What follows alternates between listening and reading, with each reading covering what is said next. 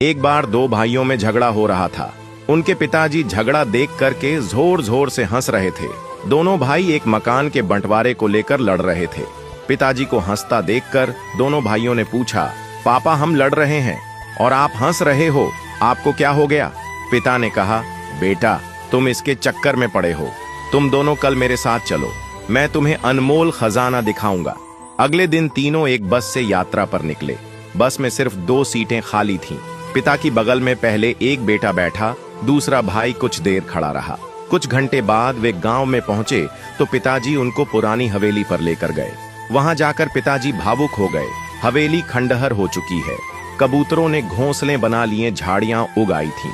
पिताजी रोते चले जा रहे थे और उनसे कह रहे थे, देख रहे हो इस हवेली को? इस हवेली में तुम्हारा बचपन बीता है। इसी हवेली के लिए मैंने अपने बड़े भाई से लड़ाई की थी। हम मरने मारने पर उतारू हो गए थे, जैसे कल तुम लड़ रहे थे। आखिरकार यह हवेली मुझे मिल गई, लेकिन भैया विदेश चले गए। उन्होंने जाते वक्त कहा, तू ही रख ले यह मकान, रिश्ता खत्म। मैंने अपने भाई को खो दिया इस हवेली के चक्कर में और आज ये हवेली खंडहर बन चुकी है।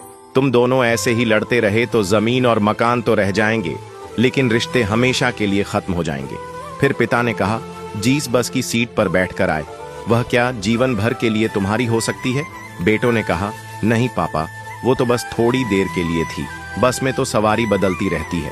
पिताजी ने कहा, बस यही जिंदगी है, सवारी बदलती रहेंगी।